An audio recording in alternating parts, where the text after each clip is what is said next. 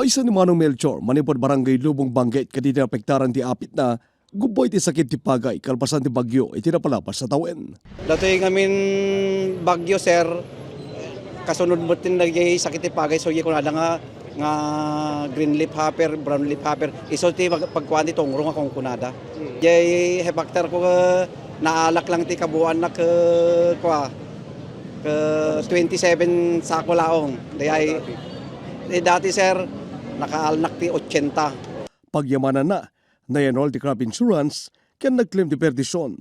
May sa iso na, kaditi mawat ti may kadwa bansada ti distribution ti cheque, malibod ti Philippine Crop Insurance Corporation, iti babayan ti Department of Agriculture. Iti batch 2, 2,150 ti bilang nagiti manalon, manipod kaditi to pulket pito nga ili, ken pakabuklada na sorok 14 million pesos ti may paay. Itangal daw iti Bangged Covered Court, schedule dagiti manalon manipod Bangged, Danglas, Lapas, Lagayan, ken Tayom. Kuna ti PCIC at ado ita ti may waras na midasig iti first batch ana sorok 8 milyon na pesos. Claimants digito iti na duma-duma klase ti insurance asakop ti opisina da. Dagiti bayad di last year and sir nga dagiti nag-claim dagiti bagyo, naperdian ti bagyo, napeste, nagsakit, pati dagiti natikagan. Karaman pa yun sir dagiti bayad dagiti livestock dan. So dati sir kat adapi dagiti bayad pa gayam dagiti fisheries sir dagiti naperperdian iti lamlamusda. Bale ado nga factors sir iti pakadeterminan nung ano ti maala ti maysa nga farmer. Number 1 dagay area damage. Number 2 stage of crop at time of loss. Number 3 cost of production input at time of loss. Number 4, the degree of damage. Libre ti crop, fisheries, livestock and farm equipment insurance, malaksit ti life insurance nga dan ti minimal fee. Mabalinda ito akong dawayan dagiti amin na registered farmers wano dagiti nakarehistro iti registry system for basic sectors in agriculture. Ibilang ti Municipal Agriculture Office si Bangged at akilatulong da ito'y kaditi manalon nang runa ita panawin ti krisis ken tikag.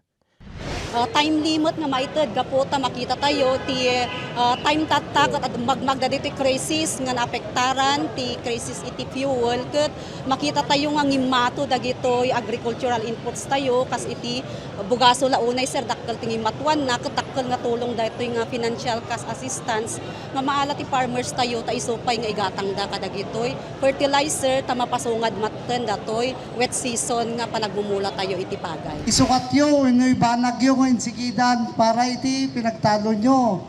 El Niño tatan. So kaya nga sa uwan, adado, idubleyo. Ito'y anos yung magtaripato. Di kita dagayo.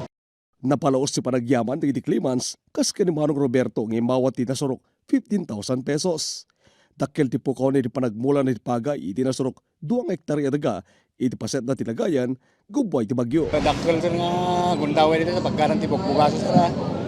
Dagi usari mi lang pagpatraktor kada ako. Dito yung masakbaya pa nagtalon. Nagtakol panagyaman mi sir dagiti agaputi nga tumat lang ang gobyerno. Kabayatan na, inlalawag ti PCIC nga dapat dagiti sumar sa runo a distribusyon.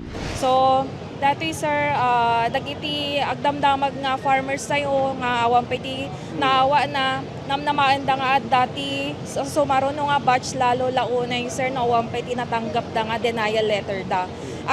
Agipatulod kami nga ti denial letter da sir no once nga handa nga na-aprobaran. Nga tatan sir datoy nga min waras say tata papay lang netoy parang initial manen. So another partial payment. So namnamaan da siguro hopefully palobos niya po by next month dati may agiwaras kami to ulit manen. Oray da lang sir ti abiso minto agi-schedule kami to man ulitin. Archie Lorenzo, Balitang Solidort.